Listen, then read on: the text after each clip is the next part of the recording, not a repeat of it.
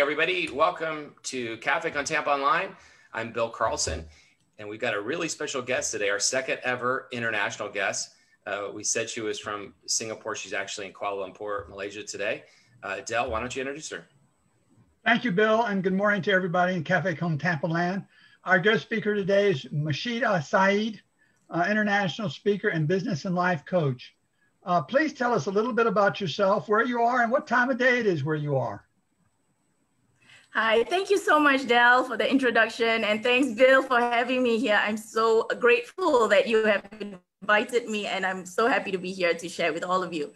It is right now exactly 8 p.m. I'm currently in Kuala Lumpur. I'm originally from Singapore, and I've lived in Kuala Lumpur permanently since 2006. So my work has brought me here. I created a business here in Kuala Lumpur, and you know, it's been wonderful. So you have the sign behind you, love and respect, and that's kind of your motto. Tell us what that means to you and what the premise is. Oh, okay. You know, the values of love and respect is so much, you know, very personal to me, because how I started my business was during the time of crisis as well. And that was back in 2006 when I came to Kuala Lumpur. I only had like 2 ringgit in my wallet, which is equivalent to 50 cents US. And at that time, you know, my husband got a job here, and he was supposed to support. And you know, when we arrived in Kuala Lumpur, you know, he was fired from his job, and we were not paid. And that was when, you know, I had to rethink of how I'm going to earn the income and all that. So during that time, there's a lot of things that went into my head. For example, like it's either I quit, I go back and give up, or go back to Singapore and all that. But because of this love that I felt for my family, my big why, that actually got me to 20,000 ringgit in less than 2 weeks. I managed to create, manifest, and found that a lot of things that I already have within me could actually turn into a business and turn to a value to other people. And I use that, and until now, this is exactly what I'm coaching people on and training people on, the values of love and respect. So powerful. When we tap into that, we can create so many amazing things in your life, manifest things in your life, and also help solve a lot of problems around you as well. The values of love and respect. And you know what, scientists said that, you know, love is the highest energy in the human being. People can do amazing things with so much when they're focused on love, right? And for example, a mom, you know, if the child is sick, the mother can stay up all night just taking care of the child, and the next day still run, go to work, do stuff, and it's because of that energy. So when we learn to tap on that values of love and respect and apply it, whether in your personal life, whether it's in business, and even in your business model, that's where the repercussions will happen. That's where a lot of changes and good things can happen in your life and in your community. And that's the basis of love and respect. As a business coach, how would you start advising a group of small business people that have been infected by COVID-19 and have seen their sales dwindle or go down, and there's prospects for a cure, no one knows for sure. So how do you lift them up so they can continue to prosper? Right.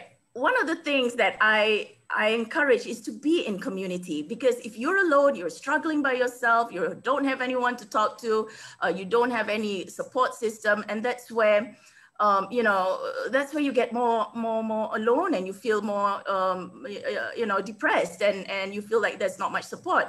But when you get into a community of people who are like-minded, who also want to support one another, that is the first step, right? Get into community, and also the right community. I have a community called the Leave a Legacy Conscious Business Community, and they're all conscious businesses who do good through their business and very supportive of one another. So that is one of the things. And what other things that I also encourage is to actually open up your mind to possibilities. How else can you create income? Because when you focus on things that you don't have, for example, you don't have the ability to move out outside freely anymore, what else can you do with the internet that you have? What else can you create? And these are things that you know, when I wanted to come out of my problems, I focused on things that I already have, things that I didn't realize that I could move around and create and sell, and other people are willing to pay for it. You know, things like this. What do you already have? And some examples that I've worked with some of the business owners, small business owners here in Malaysia and Singapore, is that I ask them this question: what do you have that you know people during this time would need? And that was one of the things. They start creating packages. They start looking into their computer. They look into their closet, and they find that they have some products. They have some things that they can package. And you know, some of them have managed to create like $2,000 within 1 month, just because of what they didn't see before. That things that they thought were useless, that they could repackage, they could sell. And this was something that worked well in the short run. Of course, you know, there are things that you got to do during COVID times to get your business sustainable in the long run. But if you gotta create some money, you gotta work on what you already, you know, pay the bills for that particular month. Look with what you already have. You know, focus on the strengths. Focus on how you can help others. And that, for me, when you have gratitude inside of you, you know, abundance starts opening up. You start to see opportunities, and that's how I work. For anybody who's just tuning in, this is Murshidah Said. She is a friend of mine from Singapore from way back. We won't say how long ago, but you can see how she inspired me so long ago. She's one of the most positive, happy people I've met, and always tap into her to try to get a little bit of that positivity from her. But she's an internationally known speaker now. She happens to be in Kuala Lumpur right now, but she travels all over the place speaking. And we're talking about love and respect and motivating people. Tell us what else. You said you also work with refugees. What kind of work do you do with them?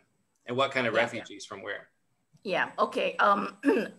When I first started in, you know, doing this one help one model in my business, where every training and every public speaking or any paid gigs that I have, I contribute to the training of homeless and marginalized communities here in Kuala Lumpur. 2015, there was an influx of refugees here in Kuala Lumpur because of the war. So it started with a lot of Syrian refugees initially, like about 150,000 that came in. And then now it's refugees in total is about 350,000 in Malaysia. There are people from Rohingya, there are people from Somalia, there are people from Yemen, there are people from Syria. And Myanmar also, not a big amount, but you know, there's the various refugees here in Malaysia from different communities. And when they arrive, they cannot speak the language, they don't know the culture, and they can't work, they can't find jobs, and that put them in a very vulnerable state. And there was a lot of poverty. And when we saw these numbers, we saw the problems. That's when you know, my husband and I, was also my business partner, we said that let's help this specific group of people. Now I would say the people who are in our beneficiary circle would be like 80% refugees, right? So they're from various countries, whether it's Somalia or Yemen or Syria or Palestine or Rohingya. They're varied. But what we focus on, again, is what skills do they already have? How can we empower them to be able to use whatever talents, or if they don't know yet, we kind of like, you know, see what they already know. For example, if they know basic English, or whether they know how to cook, or whether they know how to sew, they can do something. That is something that we work deep in, and also train them on how to start marketing and promoting them. And we build leaders, we identify leaders. And what I noticed is when we work with refugees on a whole, we started in 2015, where we started just feeding people and you know, doing big groups of training, but that didn't work. The impact was not much. We found that there's, out of, let's say, 300 people that we help, there's only 1 or 2 that was actually successful. So recently, I think about like 2017, 2 years after we studied the impact that we did, we started to focus and build leaders instead. So build leadership within the community. And from the leaders, we taught them on how to build their own communities, you know, like setting up communities within the community, so that nobody goes hungry. They support one another. Everybody can, in one way or another, they can pay their rent. They can, pay their medical bills and all that. So that's the impact I found was a lot more successful when we built the leaders within the refugee community to make them called refugee community, become refugee community leaders. And from there, that's where we saw there were bigger reduction in terms of hunger, in terms of poverty, in terms of people not being able to pay certain medical bills and not being able to pay rent. At least there were children who could go to some refugee schools. So that helped a lot when we started building leaders within the community. And it's all about empowering people. And just like when I work with business owners as well, or entrepreneurs, it's all about building communities where you support one another. Nobody goes hungry. That's when, instead of competition, you collaborate. And that's where when you collaborate, there will be more abundance, there will be more sharing, and nobody goes hungry. That helps a lot better in terms of, also personal empowerment and getting them out of their problems. And some of I love to share this as well, two people in our refugee community. One is a Yemeni lady. She came to Malaysia and she was, she left a very violent family environment. And she came to Malaysia with a 5-year-old son alone. She had only like 500 ringgit, which is like hardly, it was about $100 US. She came to Malaysia with that amount. And she started to do, she can cut hair. She started to do small things, small businesses and all that. And I identified her leadership qualities when I met her, because she wanted to volunteer. She wanted to help the poor people, she told me, and she could speak basic English. So she became my translator. And I built her up and coached her to step into her leadership qualities. And now even the ambassador visited her own home and said, wanted to learn how she managed to reach out and help more people in her community. She's like a leader in the community. All the people in the Yemeni community know her and respect her. And she even started her own home-based, small business, doing hair and makeup for the women in her community. And that is something that I'm very proud of. And another teenage boy, a Syrian teenage boy that we also coached to build his leadership. He's now a TEDx speaker. He runs his own volunteer network. He's he's been interviewed in all the mainstream news in terms of anything to do with refugee problems or causes. And he speaks English and Malay very, very, very well. And when he came to Malaysia, he had no knowledge of the languages at all. So those are things that when we identify leaders and we build them up, they can do so much within their own network and within their own communities. So that's what we've been doing. You post the TEDx link underneath the Facebook feed so that people... I will. Yeah. I don't know how to do that now though. I'll do that afterwards. Yeah. Hey, for anybody listening right now, if you're watching live, thank you for watching. Please hit the share button and the like button. We do this as a free community service to help bring information to the public. And if you're watching on YouTube, please hit the subscribe button. Murshidah, tell me how you, I knew you when you were like a college student. Tell me where you had this burst of positive energy, and how did you decide to turn it into a career? Oh my God. How did I get into this? If you knew me back then, I was like, I was not like this. I would say I was just doing things with, go with the flow, and just like, I guess any college student at that time. I wasn't sure of what it is that I wanted to do. But again, I think it was because of the time when I faced crisis. That's why I say crisis in life is not a bad thing.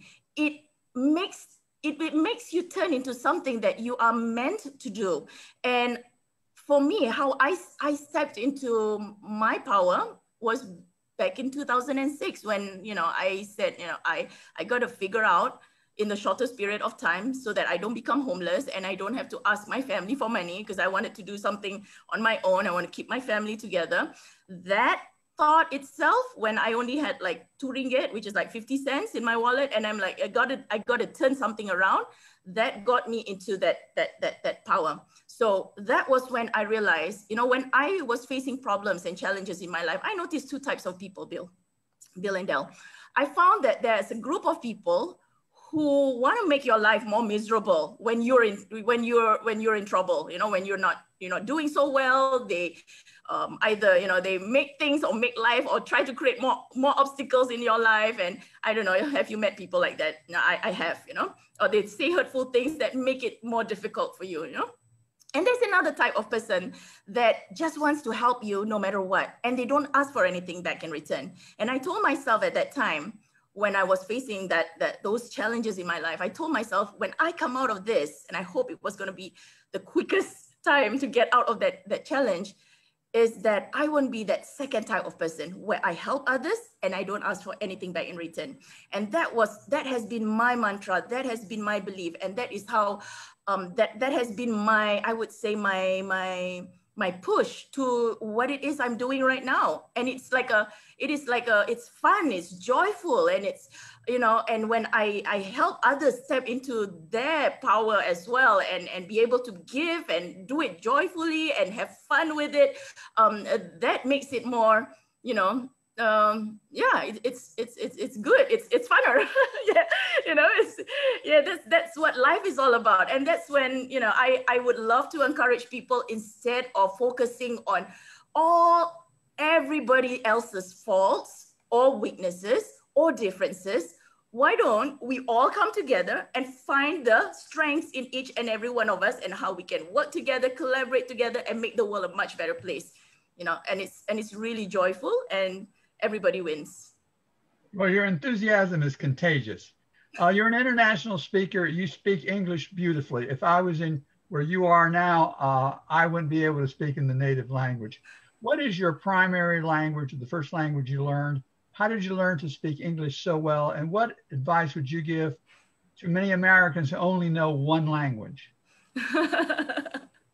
Pick up another language, you know. Well, I come from Singapore. So the national language in Singapore is Bahasa Melayu, it's Malay.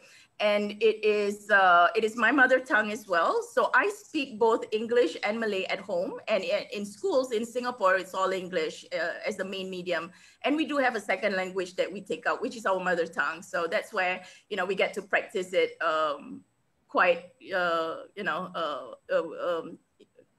often. So English is something that's in my communication and my writing, and that's my language. Yeah.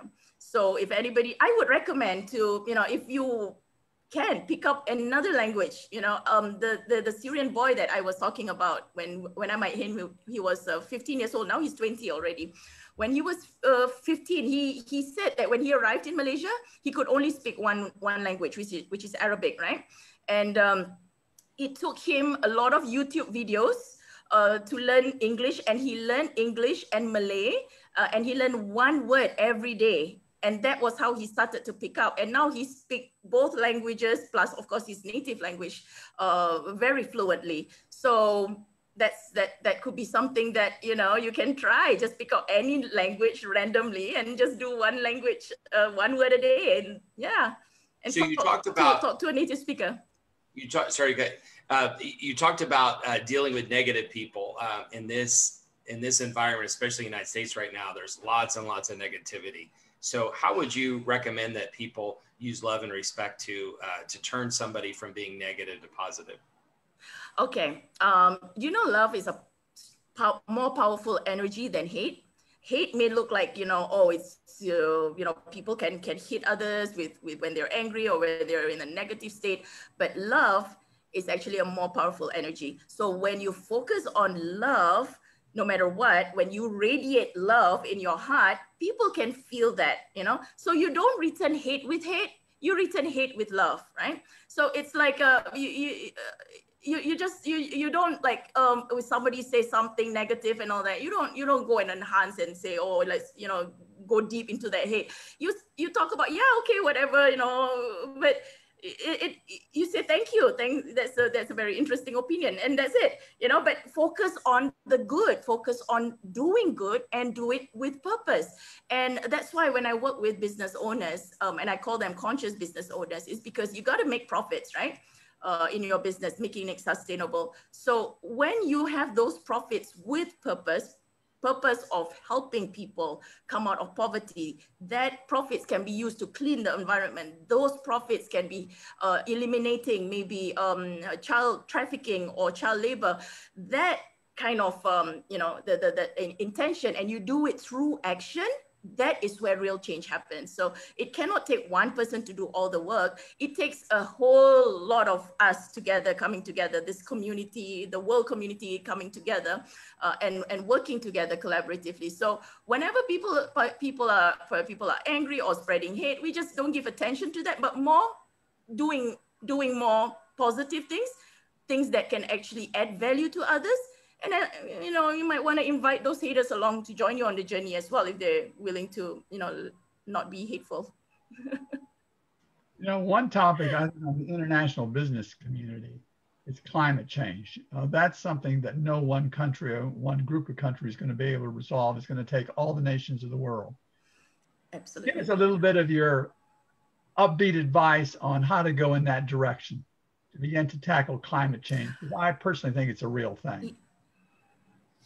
Yeah, it is definitely real, and it's a talk in a lot of countries as well, and in the business community as well. I'm actually part of this ASEAN group of people, the Association of Southeast Asian Nations. It is called ASEAN Alliance of Business and Responsible and Inclusive Business Alliance. It's called ARIBA, ASEAN Responsible and Inclusive Business Alliance. Yeah, that's the one. And 10 countries, all business owners doing good. One of the key things that we address is the topic of climate change and environmental protection. So us as business owners, whatever products we create is actually, and the way we create products or use the environment, we've got to make the environment better, cleaner, instead of making it worse off, right? So it is something that each and every one of us have to take radical responsibility. Even if you're not a business owner, you're an individual, you know, go be environment friendly. Yeah, there are a lot of ways that we can all join the green community as well. Reduce plastics, you know, recycle, all of those things. And it takes a habit and it takes a cultural change where everybody, when you are aware and you practice it, it's, you know, by the next generation, when we teach it to our children, it's going to be normal. It's not going to be normal to use plastic or, you know, not recycle. When we start to do this and educate the next generation now, and we take responsibility for it as well, that's where, you know, in the future, it's going to be normal to clean the environment and all that. But it takes awareness. It takes a change in habits and behavior, and also culture. Yeah, in order for us to take responsibility for this. And again, you know, love is bigger than hate. So people who are aware of this, educate those with love. We'll do this because this is good. This is not good. You know, if we do this, it's not going to be good for the environment, and the repercussions will be this. So why not we all do this? So when we educate, we show what is good, what is beneficial for the person, how we can add value to themselves and others. And people know that, you know, it can be instilled into their lifestyle and to their habits and behavior. So in a couple weeks, the United States is going to have an election, and everyone's thinking that, most people are thinking that the election is going to be close. And so whatever happens, close to half the country is going to be upset and angry. Whoever wins, the other side will be upset and angry potentially. So then after that, we have our Thanksgiving and we have our other holidays. What advice do you have for us when we're sitting around with family members and friends who are angry about the results of the election? What should we do? Oh my, don't get politics into your family love at all. You know, people have differences in opinion, you know. I have a daughter, you know, she came from me and my husband, and we can instill some things about, you know, values and all that, but she has her own mind. So everybody is bound to have their own perspective and their own interests or their own opinions. when it comes to family, focus on the thanks, the Thanksgiving. And that is what you should focus on, the love, the respecting maybe different opinions, but it takes a little bit more effort to try to influence people to get to your own perspective. So instead of doing that, why not respect the differences? But if you show by example, maybe the people who are, against you before might say, hey, that could be something there that I might agree with him on, So show by example, and don't, like, if you're with family, don't make things worse by bringing up things that you're going to argue about. So focus on commonalities, focus on the love, focus on gratitude, what you already have, the love that you have, the family that you have, and how can you help others with whatever results that you get with a leadership that obviously the majority choose. How can you do good with that result together? And that's how you unite people. Del, you want to ask the last question? Well, yes, it's kind of a question. You're an international speaker, and I know that you travel a lot. Of course, now with COVID-19, it's very limited. But next time you're in the United States, do you think you can make a tour to Tampa and come on live Café con Tampa where you can meet the community? Yes, that's the answer.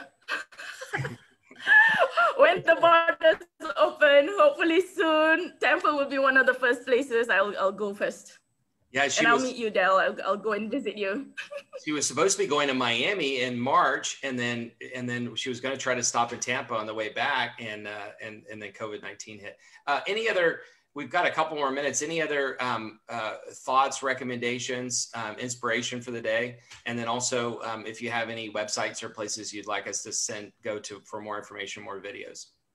Well, my name is Murshidah Said. So if you go onto Facebook, you can just look me up, Murshidah Said. I have a page there. I have a personal page there. You can send me a message. I'll add you in. I have various communities depending on different people's interests as well that they can join and participate in a positive environment. Yeah, my message would be mainly three things, because to me, this is what constitutes love and respect. Number one is forgive daily, forgive people, every day, clear your heart out of, toxic emotions, anger, resentment, jealousy, or whatever. So forgive every day. Every morning, be grateful, right? Focus on gratitude. There's so much you can be grateful for. And especially if you have the internet with you right now, you are rich, you have enough, you can communicate, you can make money, you can do, you are not poor, okay, with the internet and the people on the internet. You can do something good with it. So be grateful, forgive. And the next one is giving. Continue giving, keep giving in your life, whatever you can give on a daily basis, whether it is money, if you have money, if not, a good word, smile, because whatever you give, that is what you will get back. All right. So these three things, that's what I want to share. And I hope everyone out there, if you want to have a community full of love and respect, do this daily. Focus on each other's strengths, how you can work together, not on the differences and the different opinions. Focus on what it is that you want to enhance and do better in your life and do good. And life should be fun and joyful. Thank you so much for joining us this morning, especially because it's nighttime there. And thank you for your friendship over many, many years, and look forward to seeing you in person. Take care. Thank you so much, Bill and Del. Bye.